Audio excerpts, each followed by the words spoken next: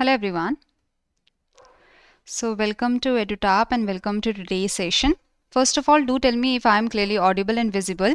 And today is your ESI Static Marathon for Phase 1 for the NABARD Grade A 2025 examination. Okay, so this marathon is going to be important because here we are going to discuss the important topics and we are going to revise the important topics through the MCQs. So there are going to be 50 MCQs that we are going to discuss in today's session. Okay, so I hope you are ready. I hope you are prepared for this session as we are going to discuss the 50 MCQs, and with that we are going to revise many of the important concepts. Okay, so let's get started and give me a thumbs up if everything is good, if everything is fine, and good afternoon to all of you. So let's get started with today's marathon session for the ESI Static. Okay, but before that, do subscribe to the YouTube channel of EduTap so that you continue getting the relevant videos, and do join our Telegram channel. In the Telegram channel you will get the PDF of the session, so do join the Telegram channel of EduTap, for which the link is given in the description box below, and you will get the PDF of the session in the Telegram channel of EduTap. Okay, so let's get started with the first question now. So first of all, the question is in front of you.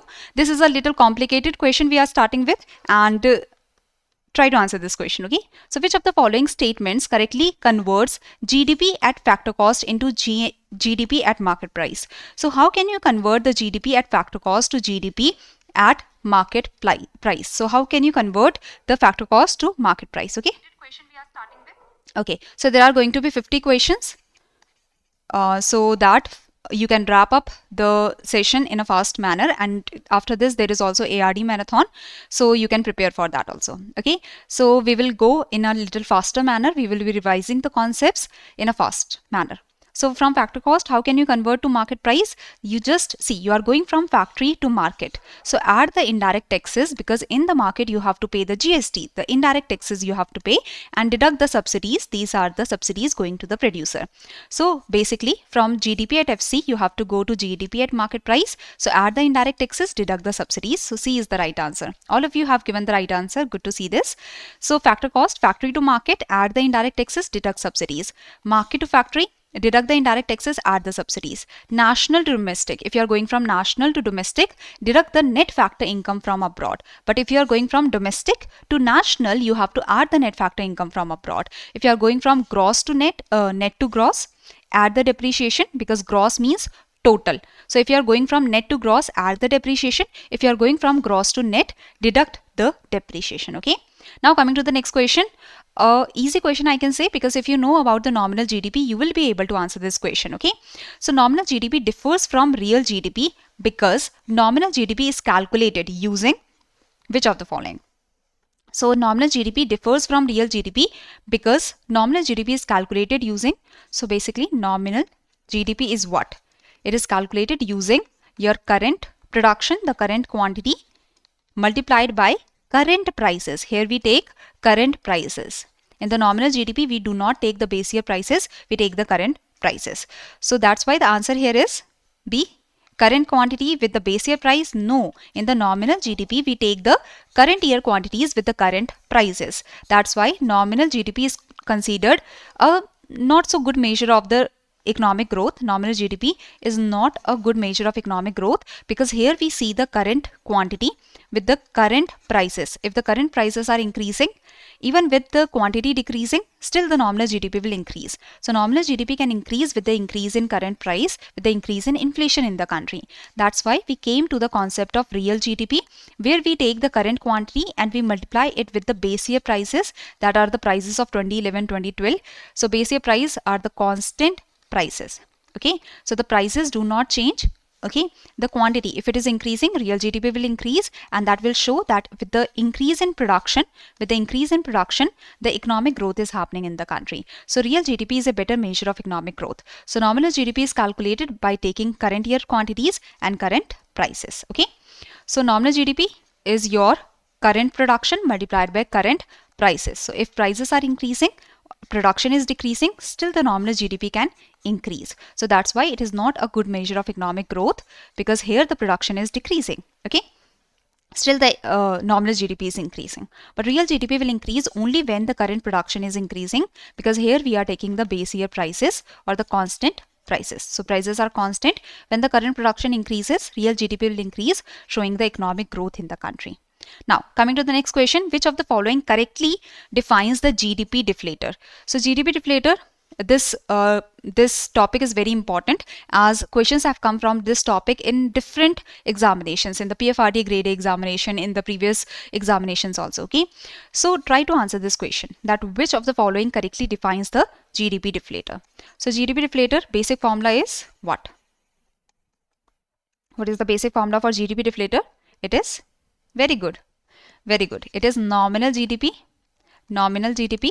divided by the real GDP multiplied by 100. So this is your GDP deflator. That is the ratio of nominal GDP to real GDP multiplied by 100. Okay. So C is the right answer. So GDP deflator, it is also called the implicit price deflator because the nominal GDP is taking the current prices while the real GDP is taking the constant prices or the base year price. So GDP deflator also shows the difference between or the increase in the current prices from the base year prices. So GDP deflator is also called the implicit price deflator. This is a measure of inflation. It is the ratio of the value of goods and services an economy produces in a country at the current prices to that of the base year prices. Okay, so nominal GDP shows us the value of the current production at current prices, while the real GDP shows the value of the current production at base year prices. Okay, so here we take the current prices in the nominal GDP, in the real GDP we are taking the base year prices. So GDP deflator also shows us the increase in the current prices from the constant prices or from the base year prices. So it is also the implicit price deflator. Now coming to the next question. The labor unions started to demand higher wages after a rise in food and rent prices. Okay, so the labor unions have started to demand higher wages after a rise. So wages are demanded more. So the employer has agreed to increase the wages. The employer has agreed to give more wages and raises. With the increase in wages, the cost of production is increasing for the employer, for the producer. If the cost of production is increasing, the employer or the producer is increasing the prices to maintain the profit. Okay, this is an example of demand pull inflation. If the wages are increasing, if the labor unions are demanding more wages and the producer is giving more wages, so this is increasing the cost of production, right? The cost of production for the producer, because the cost is increasing for the producer, so the producer is increasing the prices. So this is cost push inflation. This is cost push inflation. See, many of you have given the wrong answer here. See, demand pull inflation happens when the demand is increasing. When the demand for goods and services is increasing and the increase in demand is higher than the increase in supply, then the price starts increasing. This is known as demand pull inflation because there is huge demand for the products in the economy. This is demand pull inflation. Cost push inflation happens when the wages are increasing or when the oil prices, crude oil prices are increasing, petrol prices are increasing, transportation cost is becoming expensive, when the input prices or input cost is increasing. So when the cost of production is increasing, it is cost push inflation. So when wages increase, the cost of production increase for the producers. So they increase the price. So this is cost push inflation. Okay. Now hyperinflation is when the prices are rapidly increasing. The prices are increasing by 100%, 200%, 1000%. So that is hyperinflation. The prices are rapidly increasing. Stagflation happens when there is inflation, prices are rising, as well as there is increasing unemployment in the country. Inflation is increasing, with that unemployment is also increasing in the country. Disinflation means that inflation is present, inflation is positive, but the inflation rate is decreasing. Before, inflation was at 8%, now the inflation is at 6%, now the inflation is at 4%. So inflation is present, inflation is positive, but it is decreasing. The percentage of the inflation is decreasing. Okay, so this is the idea. Now, so here cost push inflation. So disinflation, inflation is positive, but the inflation rate is decreasing. Stagflation, when the unemployment is high, inflation is also high. Cost push inflation, when the cost of production is increasing, when production cost rises, when the wages are increasing, when the input prices are increasing. Okay, when the costly regulations are there. So the manufacturers, they have to follow the costly regulations. So they are shifting the burden on the consumers by increasing the price. Okay, demand pull inflation when the demand increases faster than the supply. This is the idea. Chalo, coming to the next question, try to answer this question. Now, which type of unemployment is most commonly found in rural India, particularly in agriculture? You have to tell. Okay, so which type of unemployment is most commonly found in rural India, particularly in agriculture? Is it structural unemployment, frictional unemployment, cyclical unemployment, casual, open, chronic, disguised, seasonal, frictional, and cyclical? Which kind of unemployment it is? Which kind of unemployment it is? That is present, most commonly found in rural India. It is disguised and seasonal. Very good, everyone. Disguised unemployment in the field, in the farmland, more people seem to be working than actually required. So the additional people, they are not adding anything, or they are adding negligible to the production. Seasonal unemployment, during the sowing season, during the harvesting season, there are more agricultural labors that are required. But when there is growing season, when the workers are not so much required, during the off seasons, we can say the agricultural workers are required less, they are employed less. So there is seasonal unemployment and disguised unemployment that is found most in the rural India. Okay, so yes, correct. So we had discussed different types of unemployment. You must have studied it in your course, or you must have studied it with our course if you have taken it. But these are the brief definition of the different types of unemployment that you can read. Okay, there is one more question, so after that we will discuss the different types of unemployment. So try to answer this question, then we can discuss about all the types of unemployment in brief. So try to answer this question. So frictional unemployment, cyclical unemployment, disguised unemployment. Okay, now frictional unemployment occurs when a worker is searching for a new job or changing jobs. So this is correct. Yes, frictional unemployment occurs when a worker is searching for a new job or is changing jobs, is shifting from one job to another job. Okay, so that is frictional unemployment. Cyclical unemployment occurs due to seasonal variation, due to seasonal changes. No, that is seasonal unemployment. Okay, cyclical unemployment happens when there is the situation that there is the downturn that is coming in the economy. When there is downturn that is coming in the economy, when there is recessionary or contractionary phase, when there is recession, depression, when the demand is low, production is low. With low production, there is high unemployment. So this is cyclical unemployment. So this is wrong. It is not because of seasons. It is because of the downturn, the recession or depressionary situation in the economy. Disguised unemployment occurs when more people are employed than required, contributing negligibly to the output. So this is correct. So 1 and 3rd statement is correct, and that's why the right answer here is C. That's why the right answer here is C. Very good.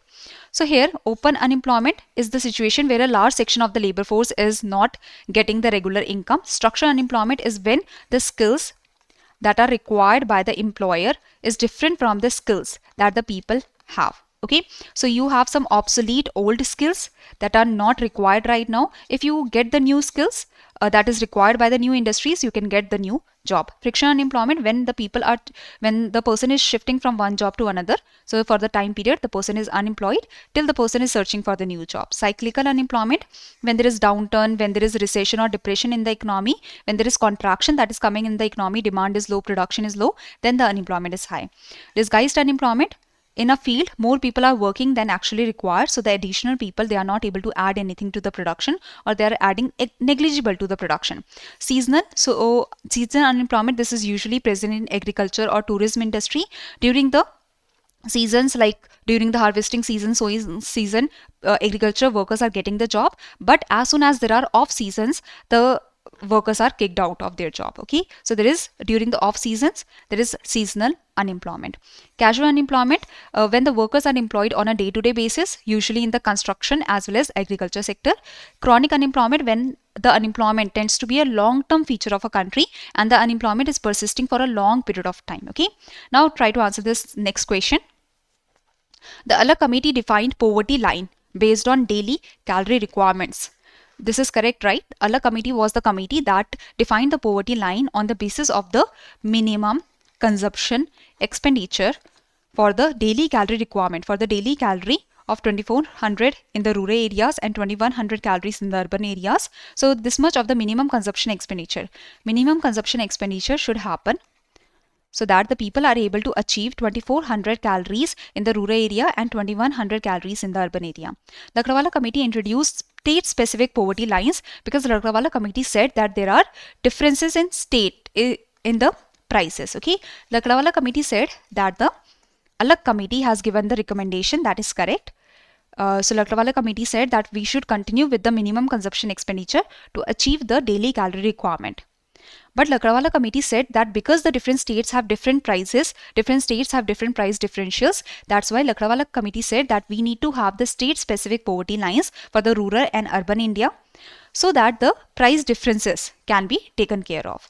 So this is also correct. The Tendulkar committee used calorie norms? No. Tendulkar committee said that we should focus on nutritional basis. Okay, and the Tendulkar committee said that instead of following the uniform period, we should follow the mixed reference period. So it was the Tendulkar committee that said that instead of following the uniform period, we should follow the mixed reference period, where we are taking the 1 year time period for 5 items such as the educational facilities, health facilities, clothing, footwear, durable goods, and 30-day time period for the rest of the goods. Okay, so first and second statements are correct. The third one was wrong. The modified mixed reference period. The Tendulkar committee has given the mixed reference period, the modified mixed reference period. This was the idea of the Rangarajan committee. Okay, so 1 and 2 statements are correct. Now, YK committee has said that the poverty line was defined as the per capita consumption expenditure.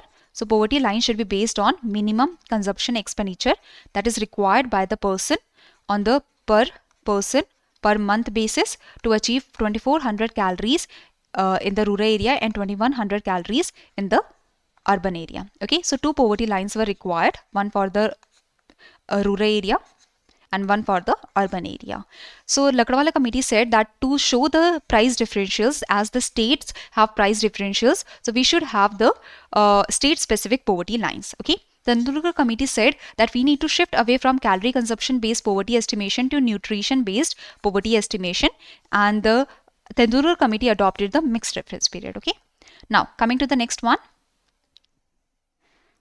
So here you can see Alag committee has given the 2 poverty lines, for one for rural area, one for urban area for the whole of the country, with the daily calorie intake requirement of 2400 calories in the rural area and 2100 calories in the urban area. Okay, and the Lakdawala committee said that rather than having one poverty line for rural area and one poverty line for urban area, we need to have the state specific poverty lines.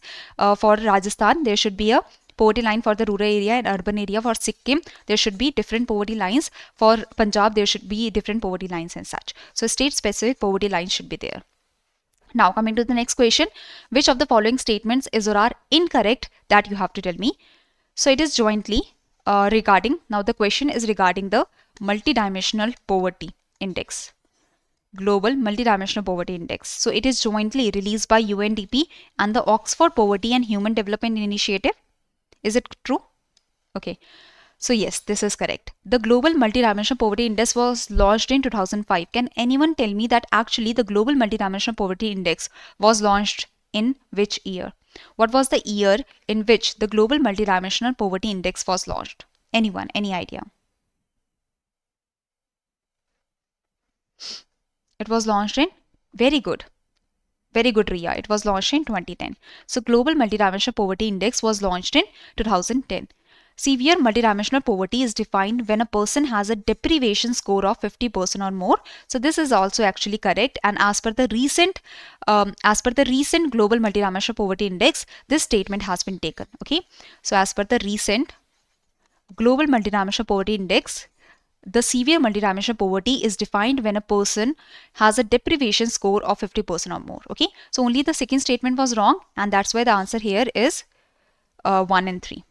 1 and 3, because you had to tell the incorrect statement. Okay, so this is by mistake that this is added here. So the question was, which of the following statement is or are incorrect? So second statement is incorrect, and that's why 2 is the answer. Okay, I will remove this line when I provide the PDF. So incorrect statement is 2 only, and that's why the answer is B here. Yes.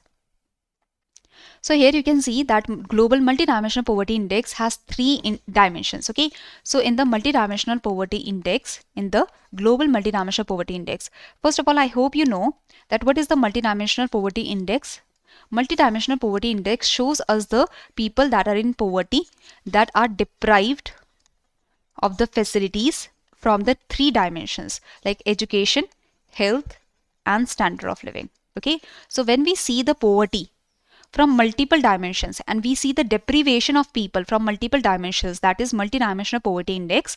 In the multidimensional poverty index, there are three dimensions. That is education, health, and standard of living. Okay, so the health, education, and standard of living. Now here you can see that health, education, and living standards, these are the three dimensions, and under these three dimensions there are various indicators. Like the health, how can we see that the people are deprived of the health facilities? By seeing the child mortality and the nutrition. Education has the indicators years of schooling, school attendance. Living standards have the indicators cooking, fuel, sanitation, drinking water, housing, electricity, and assets. Now the global multidimensional poverty index, it was launched in 2010 by the UNDP and OPHI. It tracks the deprivation across the three dimensions, that the people are deprived across these three dimensions or not, and under these three dimensions there are 10 indicators. Now recently the national multidimensional poverty index, it was launched by which institution? So there is also the national multidimensional poverty index that we have. Now India has the National Multidimensional Poverty Index. This is released by, anyone has any idea that the National Multidimensional Poverty Index is released by who? And since when it was released? So National Multidimensional, very good Nilesh. National Multidimensional Poverty Index is released by Niti Aayog, which is also known as the think tank of the government. Okay, so Niti Aayog is the premier think tank of the government. This is the National Institution for Transforming India. So Niti Aayog released the National Multidimensional Poverty Index. The technical partners of Niti Aayog for the National Multidimensional Poverty Index are UNDP and OPHI. Now since when the National Multidimensional Poverty Index was announced? Since 2021. Yes, and in the National Multidimensional Poverty Index, how many dimensions are there? What are the dimensions for the national multidimensional poverty index that is released by Niti Aayog? And the technical partners are OPHI and UNDP. So National Multidimensional Poverty Index has three dimensions. That is health, education, and standard of living, and under these three dimensions there are 12 indicators. So the global multidimensional poverty index has 10 indicators, while the national multidimensional poverty index has 12 indicators. Yes, banking and maternal health are different.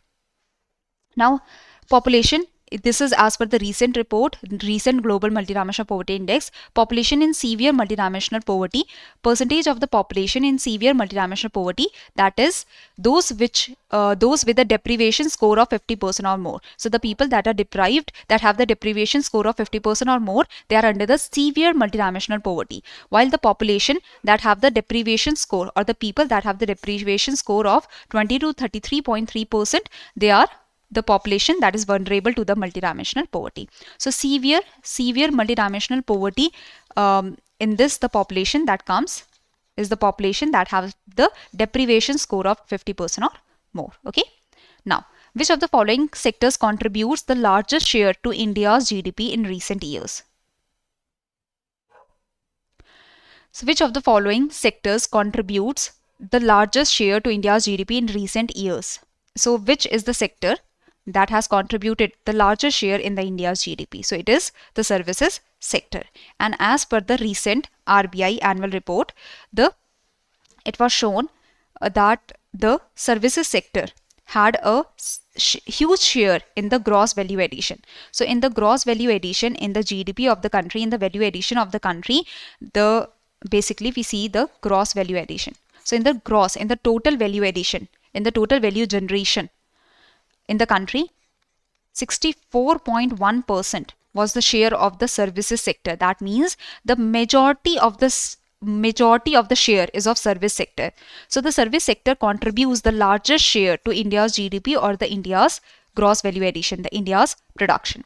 So this is the idea that In India's gross value addition, the largest share is of service sector. It was 64.1% in GVA in 2024-25.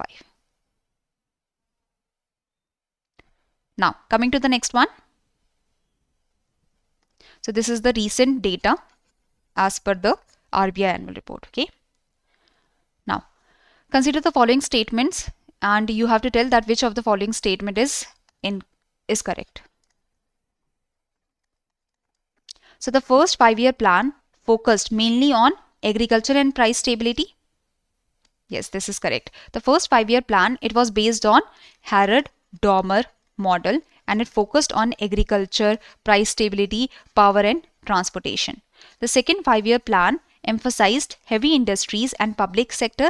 So yes, the second 5-year plan was based on PC Melbourne's model. It was based on Melbourne's plan and it focused on rapid industrialization, especially on the heavy and basic industries, and it was said that the heavy and basic industries can be established by the government, that is the public sector. So this is also correct.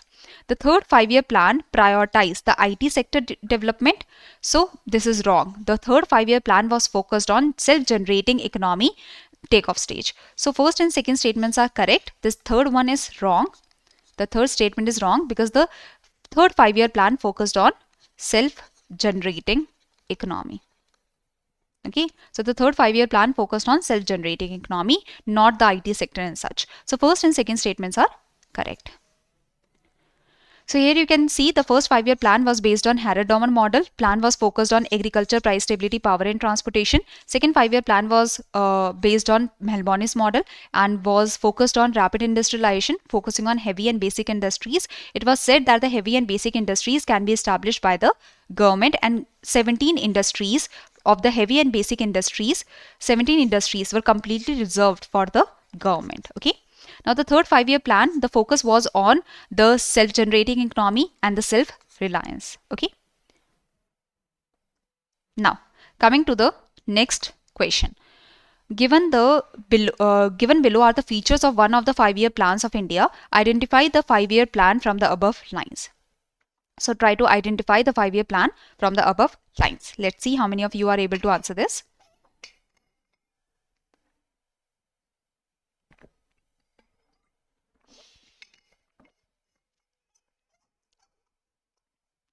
So here, it was launched, the 5-year plan that was launched in 1992 after the initiation of the structural reforms, economic reforms, liberalization, privatization and globalization in the Indian economy.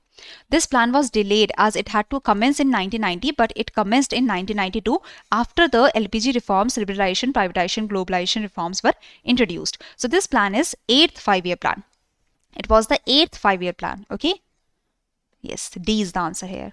So basically, the 7th 5-year plan finished on 7th 5-year plan was from the period of 1985 to 1990. This 8th 5-year plan had to start from 1990.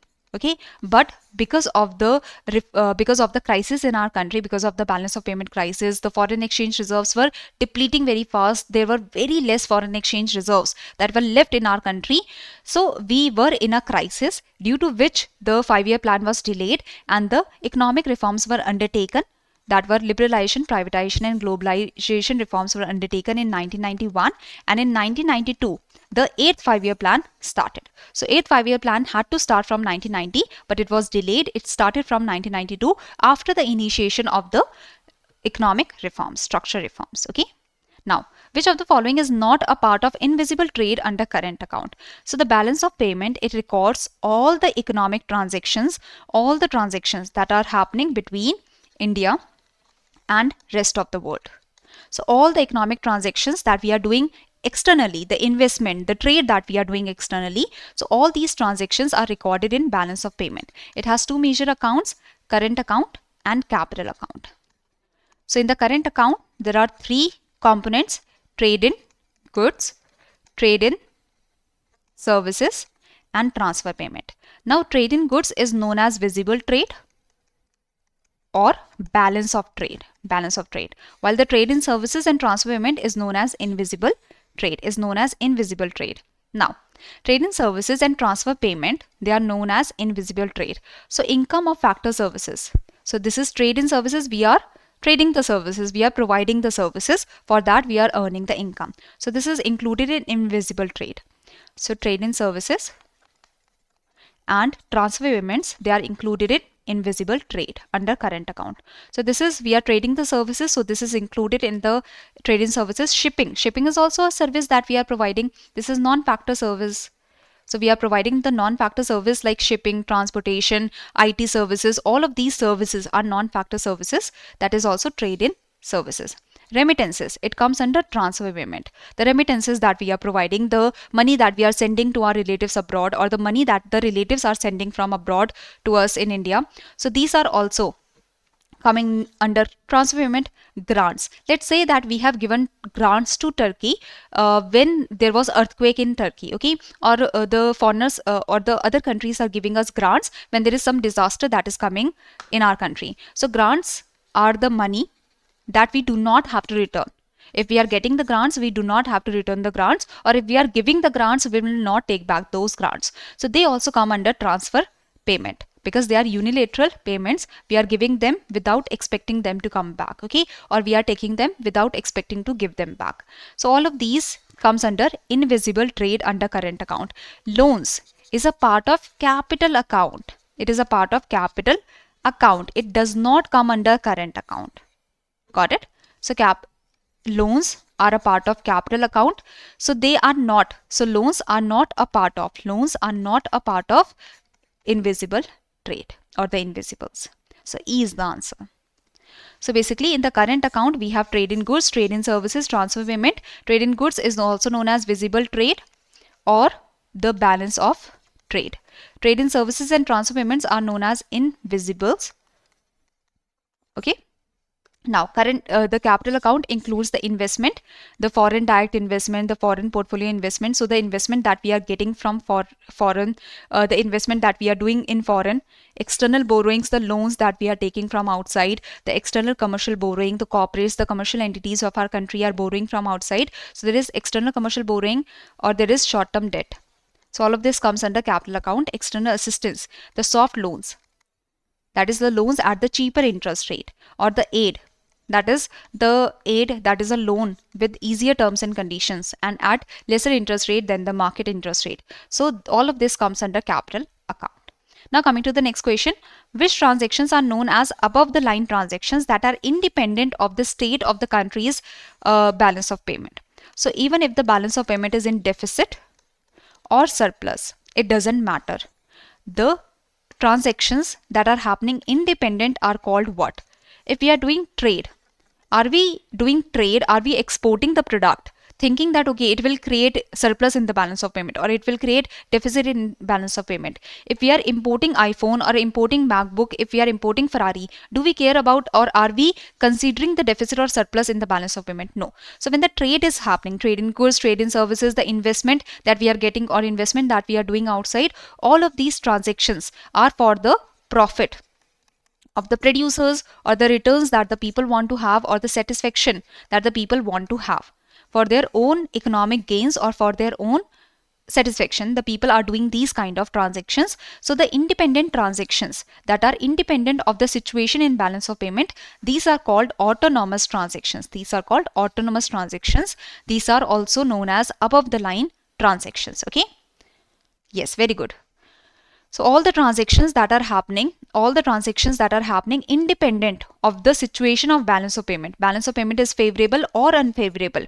Doesn't matter. The transactions that are happening independently, the trade, the investment, it is happening independently of the situation of balance of payment. So they are called above the line transaction, autonomous items.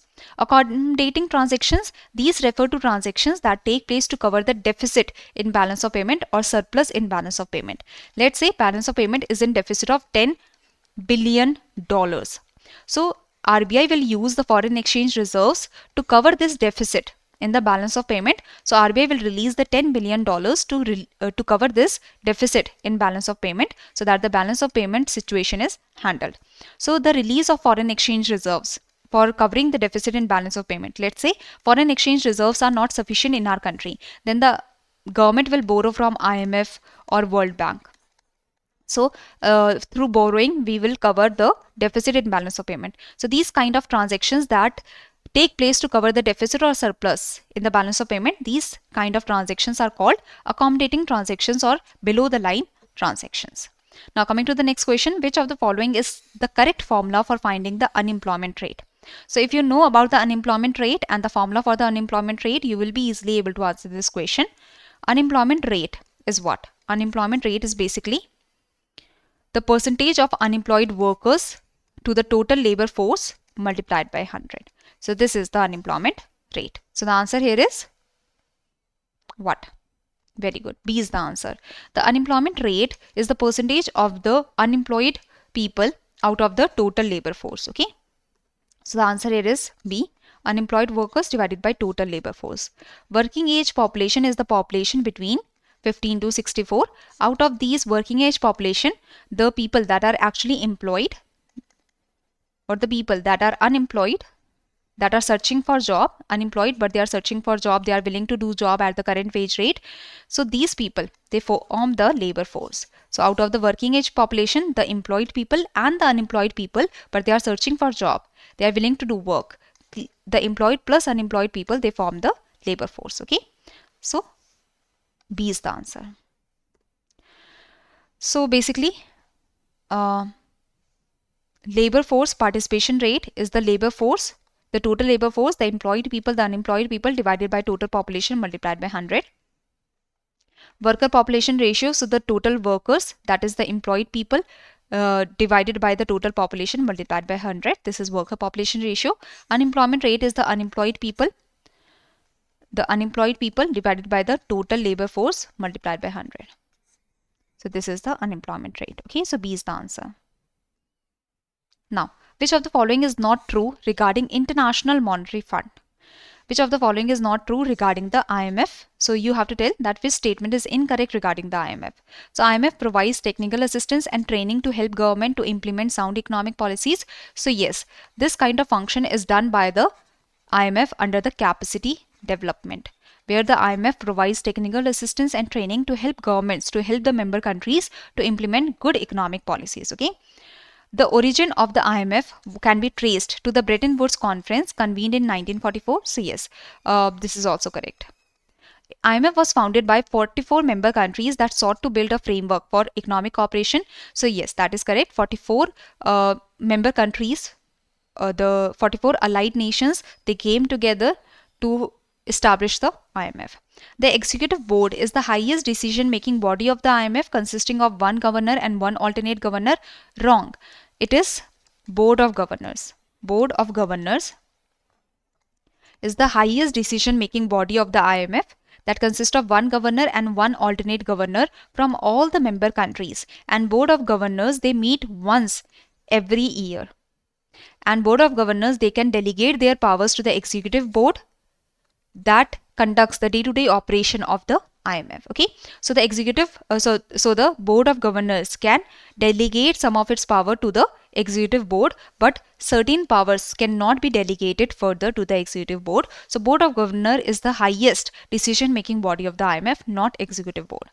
India became a founder member of the IMF even before its independence. So yes, in 1945, like in 1944, India was present in the meeting that led to the establishment of IMF. Okay, so this is correct. The D was wrong. So here you can see IMF is governed by and accountable to 191 member countries. The IMF was founded by 44 member countries, and the IMF does the capacity development, provides the technical assistance and training. It provides the policy advice and financial assistance to the member countries. The origin of IMF can be traced to the Bretton Woods conference convened in 1944. India was invited to attend the meeting in 1944, even before it became independent. India became independent. India thus became a founder member of IMF in December 1945, even before the independence. Okay, so at the top of the IMF organizational structure is the Board of Governors that consists of one governor and one alternate governor. Okay, and the Board of Governors can delegate their power to the executive board. Now coming to the next question, which of the following is not the correct match that you have to tell me? So disinflation Disinflation means decrease in the rate of inflation. So inflation rate is positive, but the rate is decreasing because before the prices were increasing at 8%, now the prices are increasing at the rate of 6%, let's say. Now the prices are increasing at the rate of 4%. So inflation rate is decreasing, but the inflation is positive. So the rate of inflation is decreasing, but it is positive. So this is known as disinflation. That means inflation is happening, but at a lesser rate. Deflation means this is the decrease in the general price level. When the prices start decreasing. When the prices start decreasing, this is the case of negative inflation. So deflation is the case of negative inflation. Reflation happens, let's say there is contraction in the economy. The demand is low, the production is low. With low production, there is high unemployment in the country. So in this case, the government increases its expenditure, or the monetary authority increases the money supply to increase the demand in the economy. With increased expenditure by the government, by increased money supply by the monetary authority, demand increases. With that, the prices start increasing. So this is known as reflation. It is the result of government policy that raise prices, that increase the prices to bring the economy out of the contractionary situation. Core inflation, it is the headline inflation, excluding the food and fuel prices or energy prices. The energy prices, the volatile prices, that is the food prices and fuel prices. These are the volatile prices that is excluded from the CPI inflation to come to the core inflation. So headline inflation, CPI inflation, they are the same, no? Stagflation, it is the combination of inflation and rising unemployment. This is correct. So all the are correct, just D was wrong. And here you can read about the different statements, different type of terminologies you can read here. Okay. Now coming to the next question, which of the following statements is incorrect in regards to the CPI? So which of the following statement is incorrect? That you have to tell me. Okay. So here, CPI for industrial workers, CPI for agricultural laborers and rural laborers. It is compiled by the Labor Bureau in the Ministry of Labor and Employment. Is this correct? So CPI for industrial workers, agricultural laborers, rural laborers are compiled by the Labor Bureau. This is correct. CPI for the rural areas, urban areas and combined, that is for the whole of the country, that is CPI combined for rural and urban areas combined. This is compiled by the National Statistical Office in the Ministry of Statistics and Program Implementation. Correct. The CPI has several subgroups including, so under the consumer price index, the consumer price index is basically shows us the change in the price, the average change in the price of the goods and services consumed by the consumers. Okay, so the consumer price index, it shows us the average change, the change in the average prices for the goods and services consumed by the consumers. Okay, so CPI has several subgroups: food and beverages, fuel and light, housing, clothing, footwear, including the miscellaneous services like the recreational services, educational services, health facilities and such. So this is also correct. As per the recommendation of the Urjit R. Patel Committee in 2014, inflation measured by CPI combined is the most representative. So RBI, Reserve Bank of India, uses the CPI combined. Okay, that is, this is the consumer price index for the whole of the country that shows us the average change in prices for the consumers. And if the average prices are increasing, that means this is the increase in prices for the consumers. This is impacting the consumers. So RBI uses the CPI combined to control the inflation. That this CPI inflation should not increase much. The CPI inflation, that is the inflation impacting the consumers, should not increase much. The inflation target, so this is also correct. The inflation target has been fixed in terms of all India CPI combined at 4% plus minus 2%. So the CPI inflation should not increase much. It should be around 4% within the range of plus minus 2%. It should not go below 2%. It should not go above 6%. That is plus minus 2%. Okay. So inflation should be around 4%. So E was incorrect and that's why E is the answer. So inflation target has been fixed in terms of all India CPI combined, the consumer price index for the whole of the country. And this is the CPI inflation. It shows the inflation from the consumer side, that the inflation prices are increasing for the consumer. Okay. Chalo. Now here you can see that recently July 2025, the Labour Bureau, Ministry of Labour and Employment has revised the base year for the Consumer Price Index, agricultural labourers and rural labourers. So base year, that is the year against which we compare the prices, base year has been changed to 2019. Before it was 1986-87. So base year for the CPI, agricultural labourers and rural labourers, base year is 2019 now. For the industrial workers, the base year is 2016, and for the CPI, for rural areas, for urban areas, for combined, the base year is 2012. Okay. So remember that for agricultural labourers and rural labourers, the base year is 2019. It has been changed from 1986-87 to 2019 now. Base year for Consumer Price Index, industrial worker is 2016, and base year for CPI, rural, urban and combined is 2012. Now, which of the following country is the newest member of ASEAN? So recent, this is a recent topic. Okay, this is a recent topic and recently it was quite in news. So try to answer this. Which of the following country is the newest member of ASEAN? It was in news in October 2025. Okay, so which of the East Timor, very good. Timor-Leste or East Timor has become the newest member of ASEAN. So here you can see that East Timor Prime Minister pledged on Sunday, that is October 26, 2025, that his country would be a productive member of ASEAN. Okay. Now ASEAN, it had 10 Southeast Asian nations as its member. Now another member has joined ASEAN. That now there are 11 members in ASEAN now. Okay. ASEAN was founded in 1967 through Bangkok Declaration. The secretariat is in Jakarta, Indonesia. 5 founder members are Indonesia, Malaysia, Philippines, Singapore and Thailand. Then Brunei joined, Vietnam, Laos, Myanmar, Cambodia joined. So there were 10 members in ASEAN. Now East Timor, that is Timor-Leste, has also joined ASEAN. Now there is a concept known as ASEAN plus 3, because ASEAN is collaborating and is cooperating with other countries. So the plus 3 nations are China, Japan and South Korea. Then there is concept of ASEAN plus 6, that is ASEAN plus 3 plus 3. So the additional 3 members are India, New Zealand and Australia. So ASEAN is also collaborating with the 6 countries. Chalo. Now Indian rupee appreciates from 82 rupees $1. So basically Indian rupee has appreciated. Before $1 was equal to 82 rupees. Now $1 is equal to 80 rupees. That means we have to give less rupees to get $1. So Indian rupee has appreciated. There is appreciation of rupee. Rupee is getting stronger against the foreign currencies as we have to give less of the rupees to get $1.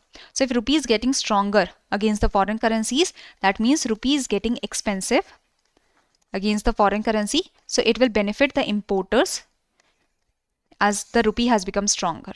Okay, as the rupee has become stronger, so it will benefit the importers. But what will happen that as the rupee is becoming expensive for the foreign countries, as the rupee is becoming expensive for the foreigners, the Indian products, because rupee, that is Indian currency, is expensive, that means Indian products are becoming expensive for the foreigners. So the exports, Indian products have become expensive, so exports will decrease from our country, because for the foreigners the Indian products are expensive, the Indian currency is expensive, so the Indian products are expensive, so the exports will decrease and exporters will lose.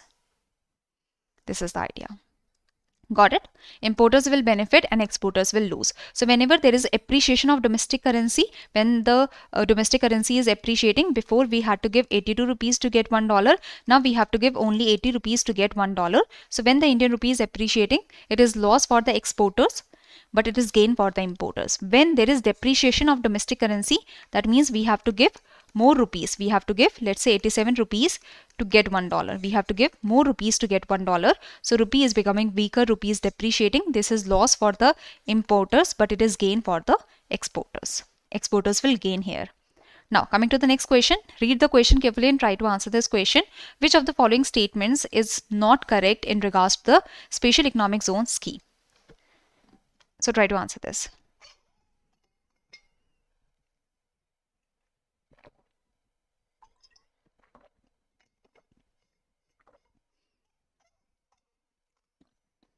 So duty-free import or procurement of goods and services. So in the Special Economic Zone, this is the specially demarcated territory in India So a special economic zone in India is a specially demarcated territory that is given more like liberal policies, okay, where we have liberal rules and regulations that are being followed, liberal policies are being followed, so that we can increase the investment in this area, we can increase the production from this area, we can increase the export from this area, okay. So special economic zone in India is the specially demarcated territory that is considered the foreign territory that is in India, okay. Whatever is the the policies, the rules and regulations that are followed in the special economic zone, that is liberal. There are also tax exemptions that are provided, and the easier rules and regulations that are being followed, easier norms are being followed. So duty free. So special economic zone is a zone in India, but it is considered a foreign territory for the transaction purposes. So there is duty free import that is allowed, procurement of goods and services duty free. That is without any duties, the import is allowed in the special economic zone for the development, operation and maintenance. All goods and services supplied by special economic zone. Now, special economic zone is a specially demarcated territory in India, and the rest of India that is not the special economic zone is called domestic tariff area, is called the domestic tariff area or the domestic area. So whatever is the transaction that is happening between special economic zone and domestic tariff area is like the import and export that is being considered, because the special economic zone is considered the deemed foreign territory. It is considered foreign territory for the transaction purposes, okay. So all goods and services supplied by special economic zone to DTA, to domestic area, are treated as imports into India and subject to all the procedures and rules and regulations. Special economic zone ensure ease of doing business. Special economic zone are specially demarcated territory that has liberal rules and regulations, liberal policies, liberal norms, tax exemptions and such are given. So special economic zone ensure ease of doing business, and special economic zones are created with the idea that from here we have to do more exports, from here we need to do the more production and more investment. Special Economic Zone Act 2005 was passed by Parliament in May 2005, which received presidential assent, consent then. India was one of the first in Asia to recognize the effectiveness of export processing zone model in promoting exports, with Asia's first export processing zone set up in Kandla in 1995? No, in 1965. So actually E is incorrect, because you have to remember that the first export processing zone was set up in Kandla in 1965.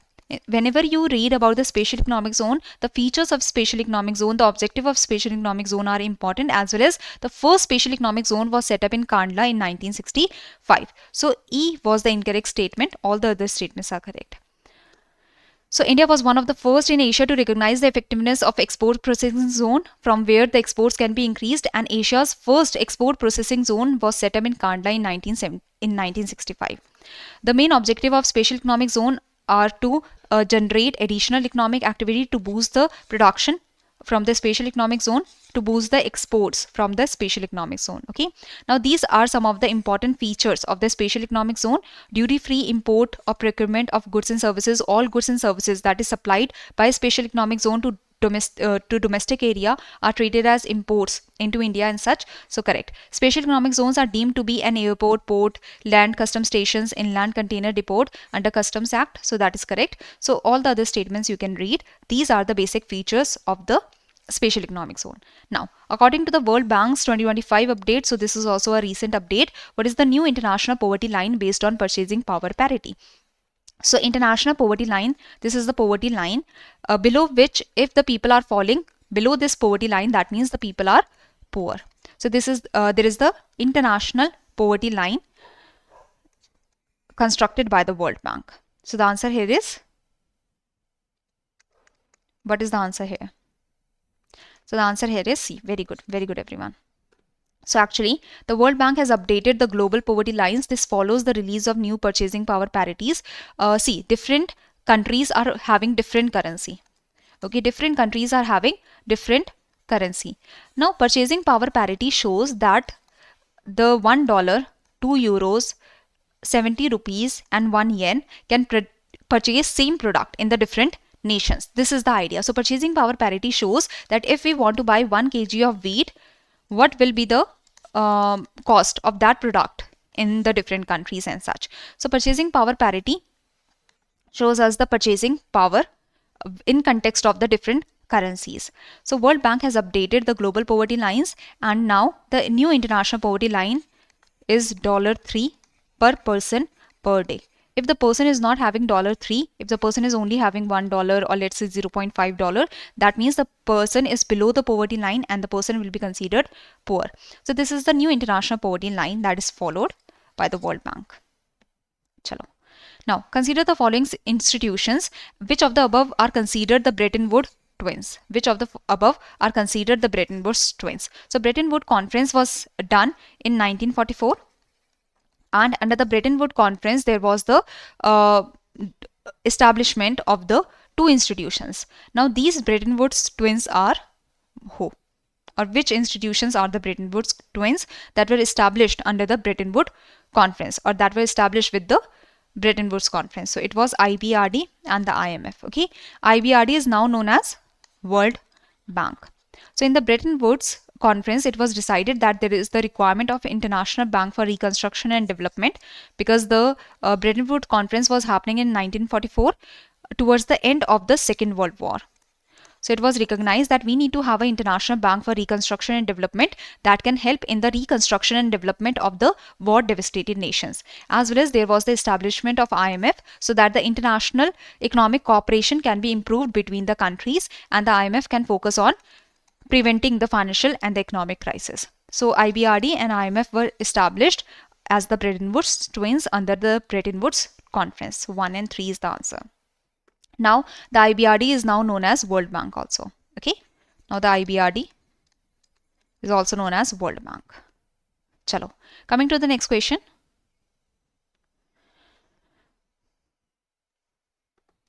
A country has achieved near universal literacy.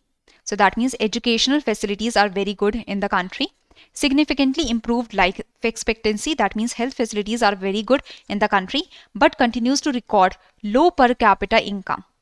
So there is low per capita income. Despite this, its Human Development Index rank remains relatively high compared to countries with higher income.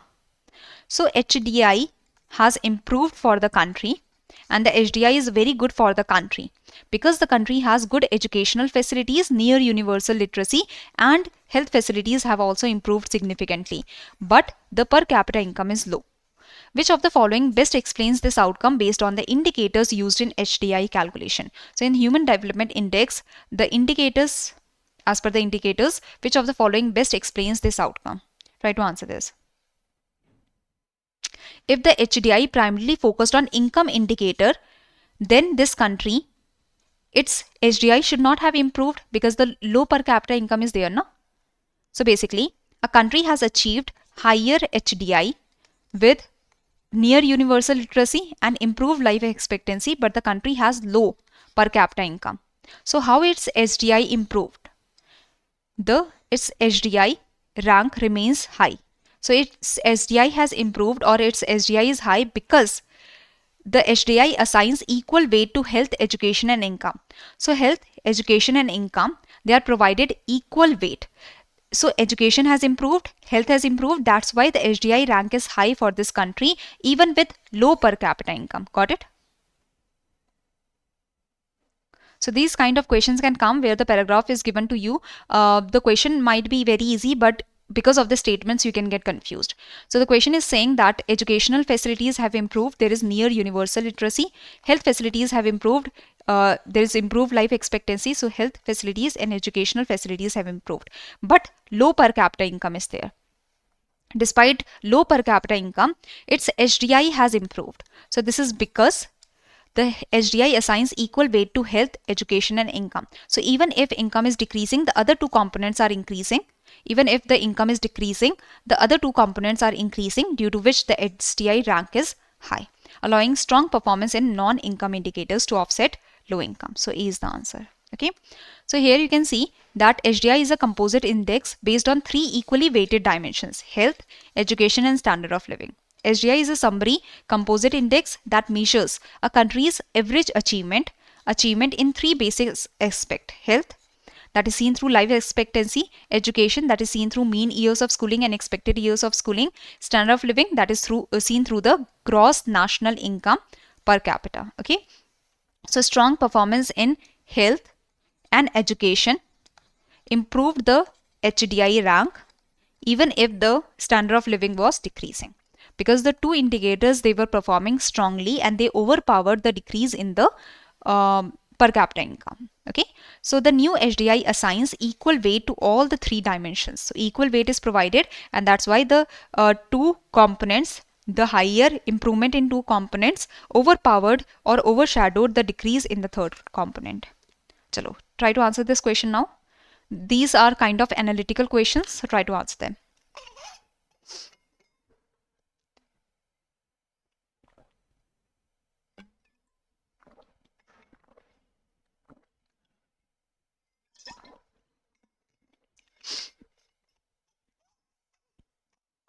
So now India's jobless growth phenomenon is primarily attributed to, why do we have jobless growth? We have growth because service sector is rapidly booming. It is rapidly growing. There is huge demand for the services from India by the other countries. So foreign countries, they are demanding the services from our country. We have cheap labor force. In comparison to the other countries, we have cheap labor force, that is English speaking population we have, and the hardworking population we have. Cheap labor force, that is English speaking and hardworking. So the services are demanded from India by the other countries. Other countries, foreign companies, they are demanding the services from India. So service sector was booming a lot. But service sector cannot absorb much of the labor force, and the manufacturing units are limited in our country. We do not have sufficient manufacturing units in our country that can absorb the labor force. So basically we are growing because of the service sector, but the service sector, the growth of the service sector is not helping the labor absorption. The service sector cannot absorb the huge labor force that we have. Only the manufacturing units, only the manufacturing sector, the secondary sector, it can absorb the labor force, but we do not have sufficient of the manufacturing units. So service-led growth with limited labor absorption. This is the problem. That okay, we have the service-led growth, that is good, that our economy is growing because of the service sector, but the service sector is not able to absorb the labor force. So B is the answer. Okay, so we have the growth, but it is a jobless growth because the labor force is not getting absorbed by the service sector, and we do not have enough of the manufacturing units to absorb the labor force. Now try to answer this question.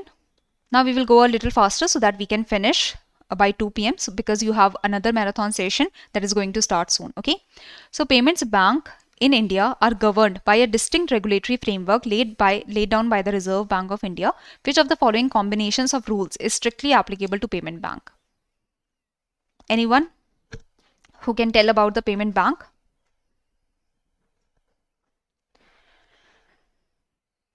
Okay, Nilesh has given the answer C. What about the others?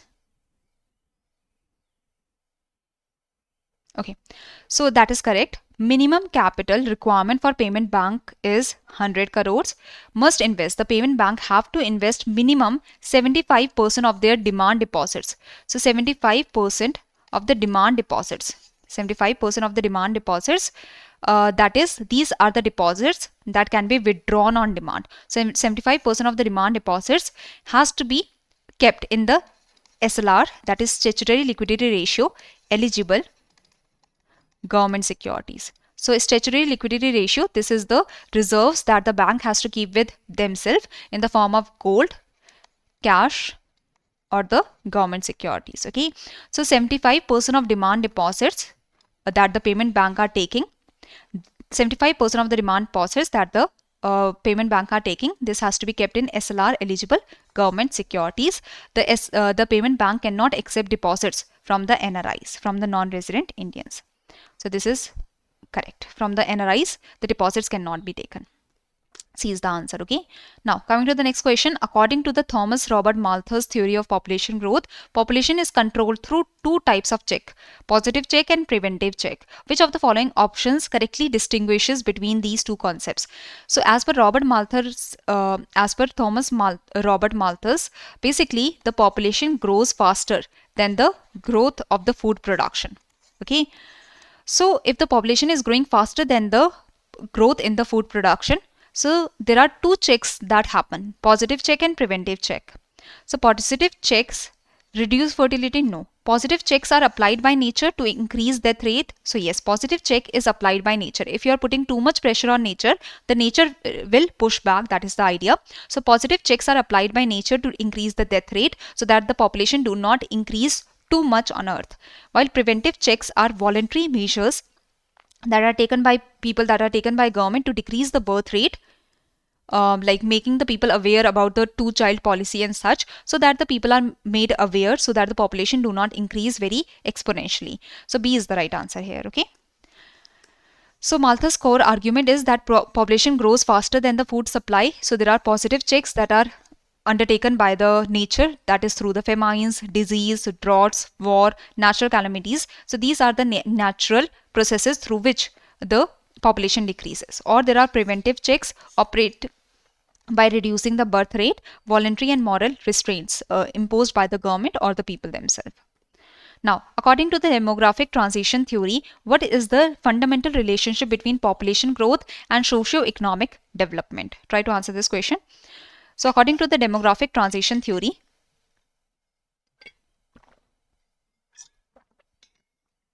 what is the relationship between population growth and socio-economic development? So basically, demographic transition theory states that at the initial point there is high birth rate and high death rate. After that, what happens that with the introduction of the medical facilities or with the improvement of the medical facilities and the health facilities, the death rate starts decreasing, but the birth rate takes time to decrease. So there is high birth rate but low death rate. So there is population explosion that happens, population explosion. Death is decreasing, birth is still high, birth rate is still high. So there is population explosion. Because birth rate takes time to decrease. For decreasing the birth rate, people have to be made aware that the too many of the children are the problem, as they can create burden on the resources. Okay, so slowly and slowly, as the people will be made aware about the problems, that if you have many children, you will not be able to focus on the children and you will not be able to provide resources to the children. So slowly and slowly, as the people are made aware, then the birth rate starts to decrease. With low birth rate, there is low death rate. So this is the kind of idea of the demographic transition, which have 5 stages. So population changes from high birth rate and high death rate to low birth rate and low death rate. Okay, so B is the answer here. So B is the answer.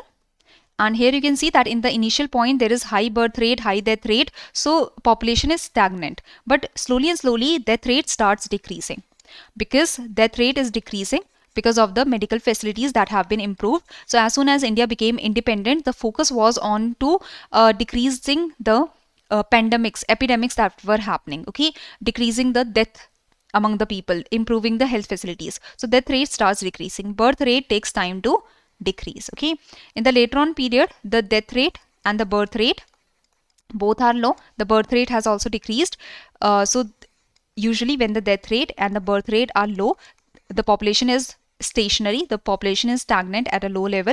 And if the birth rate further declines, that is happening currently in Japan, that the birth rate is still declining, due to which what can happen, that the population can further decrease. Okay, so demographic transition theory basically talks about the high birth rate, high death rate at the initial period, leading to low birth rate and low death rate in the later period.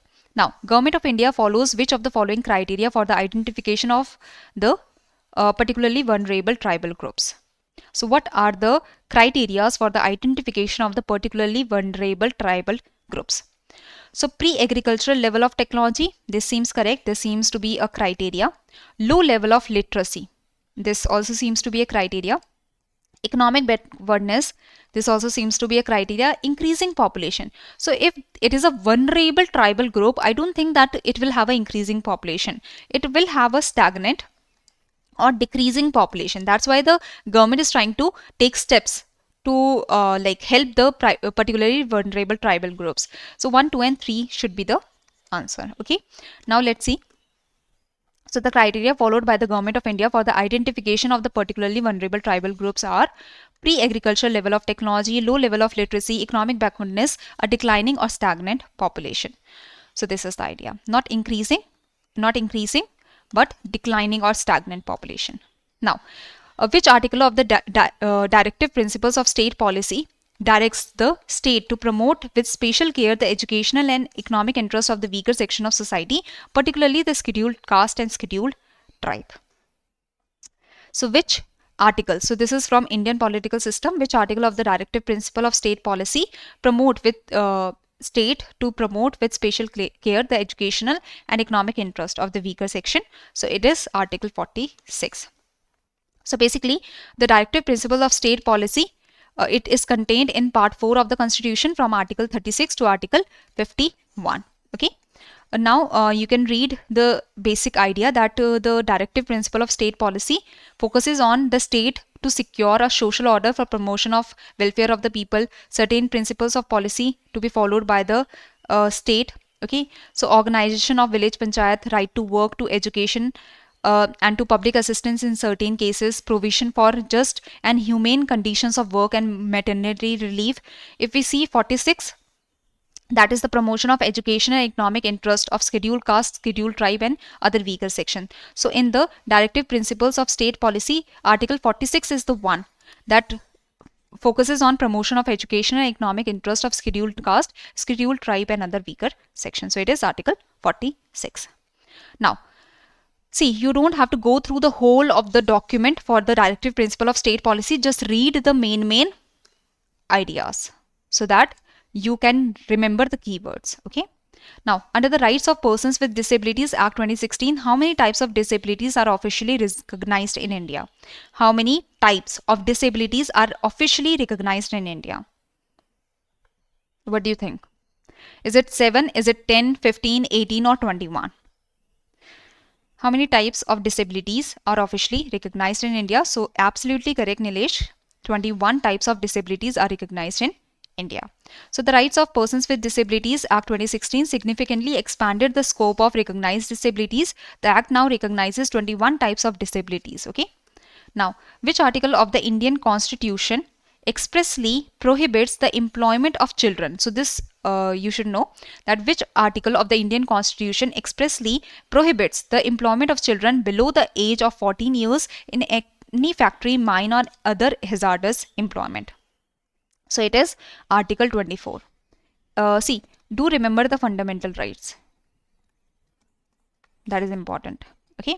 So it is Article 24. So these are the fundamental rights that you need to keep in mind. So it is Article 24 that prohibit the employment of children in factories and the hazardous areas. Okay. So Article 24 it is. Now, in theories of multiculturalism, the salad bowl model is often contrasted with the melting pot model. Which of the following statements best captures the core philosophical difference between salad bowl and melting pot? So salad bowl, you can understand that we have, let's say, tomato, cucumber, and we have some leafy vegetables here. So everything is identifiable. We are not just we are not just melting it up and mixing it up. No, everything is taken together, but it is separately identifiable also. That is salad bowl. Melting pot is everything has been melted and made one. So basically, it envisions a society. The salad bowl, it envisions a society where diverse cultural groups coexist. They are coexisting. It is a salad bowl. Everything is coexisting while retaining the distinct identities rather than merging into a single homogeneous culture. So rather than merging everything in a single homogeneous culture, there is the salad bowl that is maintained. Okay, that is diverse cultural groups that coexist while retaining the distinct identities. So B is the answer. Salad bowl emphasizes cultural pluralism. Different cultural groups coexist, but they have distinct cultural identity. Melting pot means that homogeneous national identity is focused on, and the cultures are merged into one dominant culture. Now, which article of the Indian Constitution guarantees that any section of the citizens of India having a distinct language, script, or culture shall have the fundamental right to conserve the same? So, which article of the Indian Constitution guarantees that any section of the citizens of India having a distinct, different language, script, culture, they have the fundamental right to conserve their language, script or culture? It is Article 29(1). Okay. So here you can see that in the Article 29(1), any section of the seditions residing in the territory of India or any part thereof having a distinct language, script or culture of its own shall have the right to conserve the same. So the answer is B. The answer is B. Yes. So this is the idea. Now, moving forward, how does the model of Indian secularism differ primarily from Western secularism in terms of relationship between state and religion? So basically, in Indian secularism, what do we see? And in Western secularism, what do we see? Recently, there were judgments that were taken by the court or by the government through which there were changes that were brought. Okay, like the Teen Talaq. There was a decision regarding the Teen Talaq. Previous to that, Sati Pratha was abolished in India, or untouchability has been abolished in India. So untouchability has been abolished, and in the fundamental rights, we have regarding abolition of untouchability and prohibition of its practice. Okay, so Indian secularism is different from the Western secularism. In the Indian secularism, in the Indian secularism, it allows for principled state intervention. State intervention is allowed. Abolition of untouchability, this is one of the fundamental rights that we have.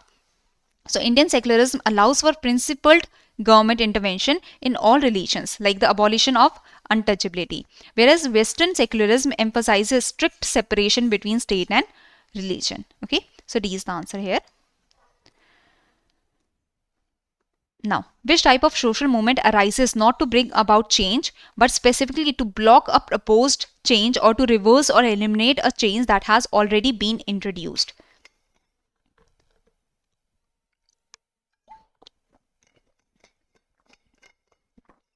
Like recently, the farmers protested against the farm laws, right? So there is a social movement that is arising not to bring about change. So this kind of movement is called what? Redemptive movement, reformist, resistance, revivalist, revolutionary. So by the name itself, you can understand that it is a resistance movement. There is resistance that is happening to the change. Okay, so this is a resistance movement. Revivalist is when you are trying to revive your culture, when you are trying to revive your identity, or when you are trying to revive something from past. Okay, so resistance movement is the one that is the movement that happens not to bring about change, to block a proposed. So resistance is happening to block a proposed change or to reverse or eliminate a change. Okay, so it is a resistance movement that is happening. You can read about the others. Redemptive movement are meaning seeking, are focused on a specific segment of the population. Their goal is to provoke inner change or spiritual growth. Reformative is to bring reforms. Okay, revolutionary seek to completely change every aspect of society and such. Now, Chipko movement was a grassroots environmental movement. Involving several well-known activists. Which of the following persons is not associated as a key activist of the Chipko movement?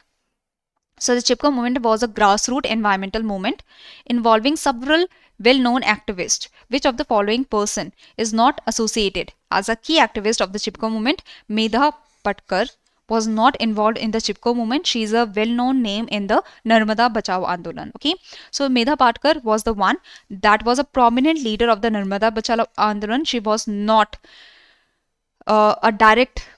she was not in any direct association with the Chipko movement.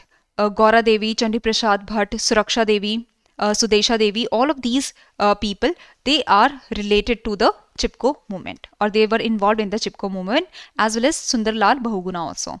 Now, the Beej Bachao Andolan is a grassroots movement in Uttarakhand aimed at conserving indigenous seeds. Okay, Beej Bachao Andolan, this was to conserve the indigenous seeds and promoting traditional farming practices. Which of the following activists is associated with leading this movement? It was Vijay Jardhari. Very good. So this is the idea. Vijay Jardhari was directly related to the Beej Bachao Andolan. Next, which committee recommended the inclusion of fundamental duties in the Indian Constitution? So this is from your Indian political system. Which committee recommended the inclusion of fundamental duties in the Indian Constitution?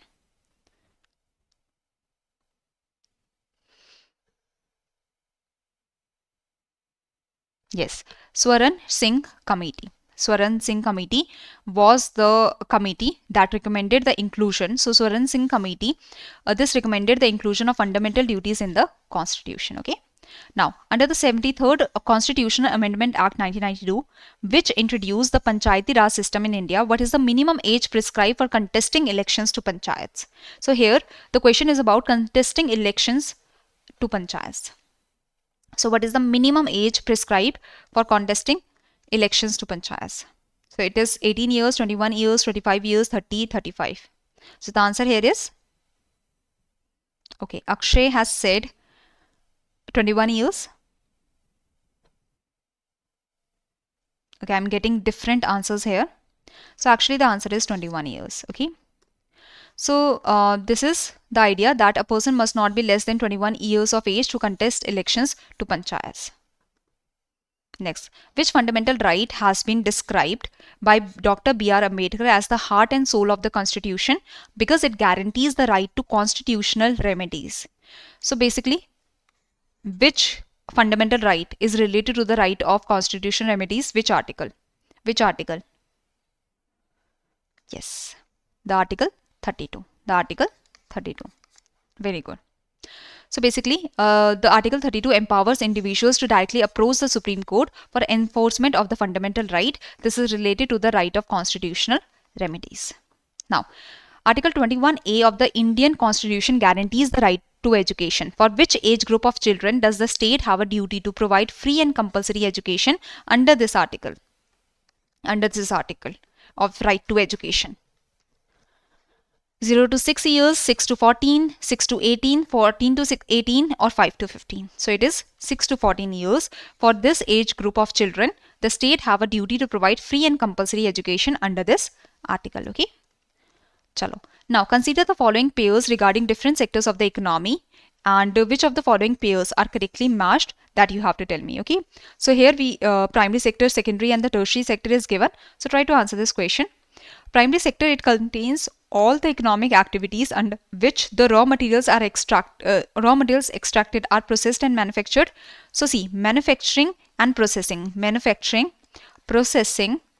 and construction. This comes under secondary sector. Primary sector includes all the activities, all the economic activities which are related to natural resources and the utilization of natural resources, like the agriculture that uses the land, the fishing that uses the water bodies, and mining that uses the natural, that takes out the natural ores and such. So primary sector, it contains all the economic activities which are integrated or which are related to the natural resources. Secondary sector, it contains all of the economic activities under which raw materials extracted are manufactured, processed and such. Okay, so first and second statements have been interchanged, so both the statements are incorrect. Tertiary sector, all of the economic activities where services are produced falls in this sector, such as education services, health services, banking, communication services. So this is correct. So here the answer is 3 only. Only the third one was correctly matched. Okay. Now, which sector of the economy is most closely associated with high level decision making and policy formulation? So recently the quaternary sector and quinary sector is also discussed. So primary sector is the sector that is related to the natural resources, the activities that are related to the natural resources like agriculture, fishing, mining. Secondary sector is the sector that is related to the manufacturing, processing, construction. Tertiary sector is the sector related to basic services or traditional services like education, health, communication, transportation, the traditional services. Quaternary sector is the sector that is related to the knowledge economy, that is the research and development, innovations that are happening. Quinary sector is the sector of the economy that is most closely associated with the high level decision making and policy formulation. It includes the top decision making body or the top authorities that are taking the decision like the CEO, CFO. So they are included in the quinary sector. Okay, so quinary is the answer. It is most closely associated with high level decision making and policy formulation. So as per the NSO, the National Statistics Office, it releases the data only for primary sector, secondary sector and tertiary sector. In the primary sector, we have agriculture, livestock, forestry, fishing, mining, quarrying. Secondary sector includes manufacturing, electricity, gas, water supply, construction. Tertiary sector includes trade, hotels, the retail trade that is happening, hotel, transport, communication, other services like education, health, recreation. Quaternary sector, it includes the intellectual activities that is related to innovation and research and development. Quinary sector is related to top executive or officials that take the decision. Coming to the next question, the WTO was established to implement the final act of dash agreement of GATT. So WTO was established according to or based on the final, to implement the final act of dash round agreement of GATT. So general agreement on tariffs and trade. Under this there were 8 rounds of negotiation. The last round of negotiation, it led to the establishment of the WTO. So last round of GATT was Uruguay round that led to the establishment of WTO, the World Trade Organization. Okay, and the World Trade Organization, it was established in which year? Anyone can tell me that in which year the WTO was established? So WTO has 166 members. Okay, the Timor-Leste has become the newest member of WTO.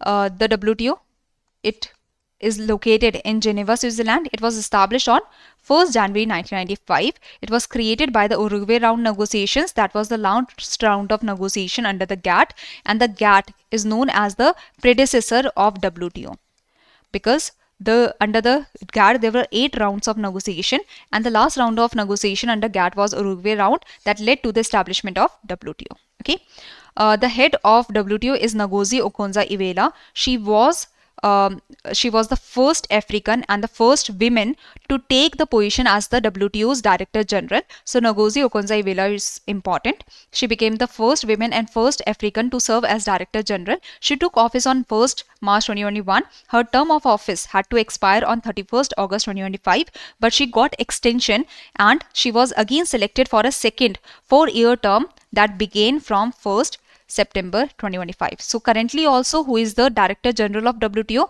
Ngozi Okonjo-Iweala. She is the current Director General of WTO, as she has got the extension of 4-year term.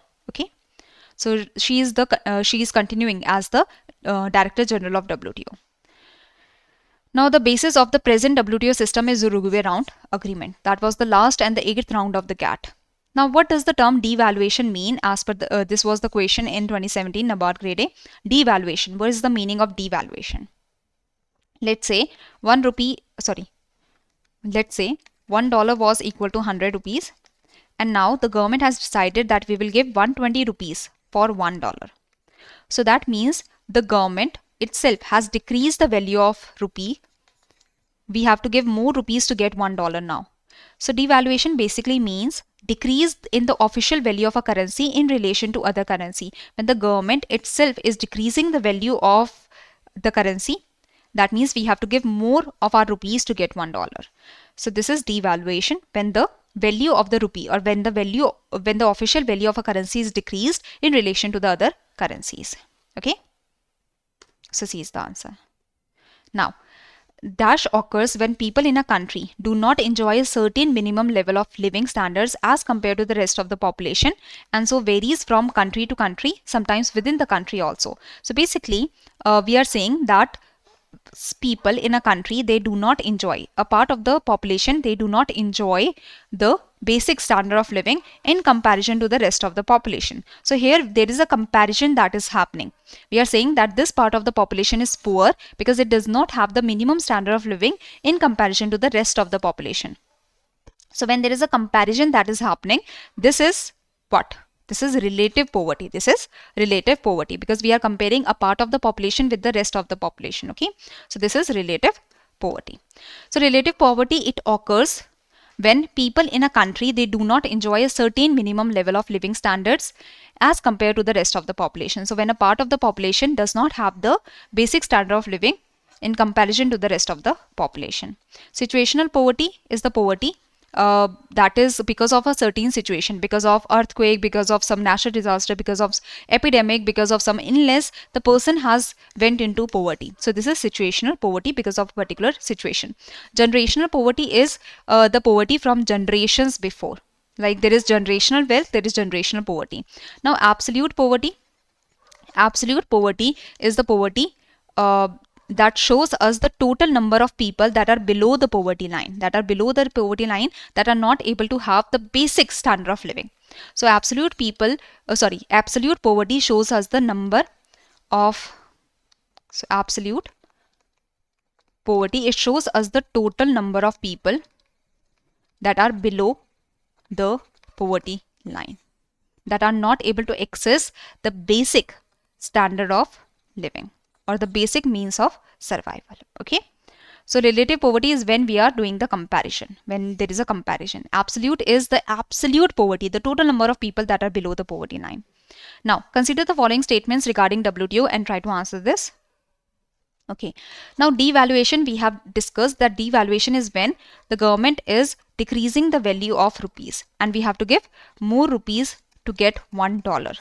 That means the government has decreased the value of rupees against the other currencies. There is also revaluation. Revaluation means that the government is revaluing the currency. Before we were giving 100 rupees to get $1. Now we have to give less rupees to get $1. So government has revalued the rupees. Government has made the rupees stronger. So revaluation is when the rupee is stronger. Okay, when the value of rupees is increased against the other currencies, so we have to give less rupees to get $1. So that is revaluation. Chalo, now coming to this question, consider the following statements. WTO was established in 1995, correct, by Uruguay round negotiation, correct. WTO's top level decision making body is Ministerial Conference, which meets at least once every 2 years. Every 2 years, not every year, every 2 years. So Ministerial Conference does not meet every year, it meets every 2 years. Okay, it meets once in 2 years. It meets once in 2 years. GATT is the predecessor of WTO, correct. So 1 and 3 are correct. 1 and 3 are correct. The second one was wrong. So WTO's 13th Ministerial Conference took place in 2024 in Abu Dhabi, UAE. Now the 14th Ministerial Conference will be held in Yaoundé, Cameroon in 2026. So Ministerial Conference is the top decision making body of WTO that meets once every 2 years. Every 2 years. Okay. This is the idea.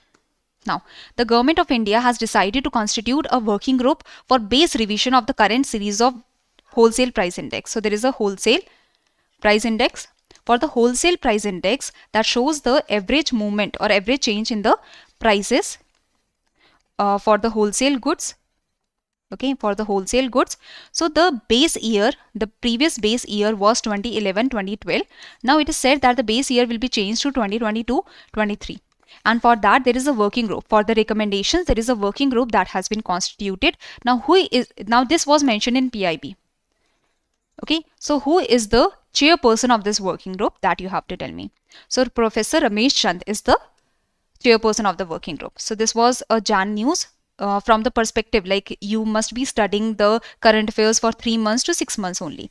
So it's not like that you have to cover all the news from January. No, but this topic is important from the static point of view, and this was important from the static point of view. That's why I've brought this here. Okay.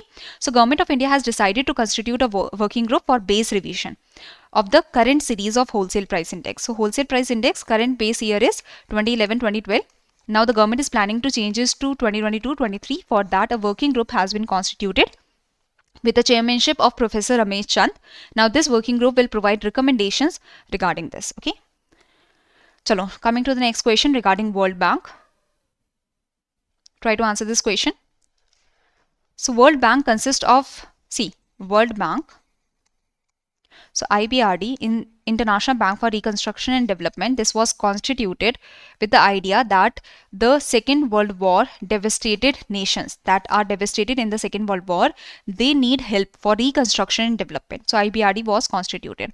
But Japan, Germany, these were the countries that were devastated by war. They started to rebuild very fast. So IBRD later on came to be known as World Bank, as now it focused on reducing the poverty at the global level and improving or helping the developing nations to develop. Now there is a World Bank group which consists of 5 institutions. That is IBRD, International Bank for Reconstruction and Development, that is now also known as World Bank. IDA, that is International Development Association. IFC, MEGA and ISET. Okay, so the World Bank group consists of 5 institutions that are these. World Bank was established in 1944 under the Bretton Woods Conference. So World Bank, that is IBRD, was established in 1944. To become a member of World Bank, a country must join the IMF. This is correct. First and third are correct. Only the second was wrong, and that's why incorrect statement is 2 only. Okay. Now, coming to the last question for today. So, there were only 50 questions and this is your last question. So, try to answer this question. Consider the following statements regarding spatial drawing rights and choose the correct statements. That is the question. So, try to answer this question. I hope you like the session. I hope you like the session of today. And if you want to get the PDF of the session, you can get the PDF of the session in the Telegram channel of EduTap, and the link for the Telegram channel is provided in the description box below. So there you can get the PDF of the session. Okay.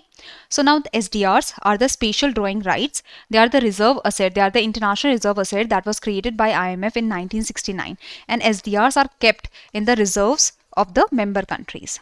SDRs can be kept in the reserves of the member countries, and the member countries can use these SDRs whenever they require. Now the value of one SDR depends upon the value of 5 currencies, that is dollar, euro, Japanese yen, pound sterling, and the Chinese renminbi. So US dollar, euro, British pound, Chinese renminbi, and Japanese yen. Japanese yen, not South Korean one. No, Japanese yen. So this is wrong. SDR basket is reviewed. That means which currencies will come in this basket, on which currencies the SDR value will depend upon, in what weight the SDR value will depend upon these currencies. So all of this is reviewed every 5 years so as to reflect the current status of currencies. Yes. So first and third statements are correct. That's why the answer here is 1 and 3 only. Okay. So this is the idea. Any confusion, anyone?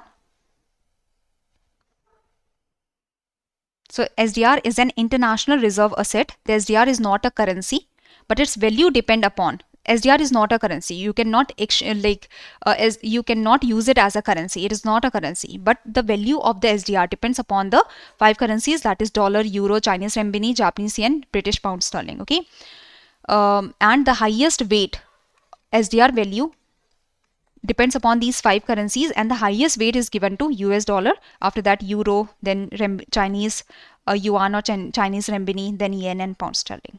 Okay, so this is it. Thank you everyone. Thank you for joining. And if you want to get the PDF of the session, you can get the PDF from the Telegram channel of EduTap. So this is it. Thank you everyone. Thank you for joining. See you in the next session. Okay, and all the very, very best for your exam. I hope you all will do very good in the exam. So all the very best. Thank you everyone. Thank you for joining.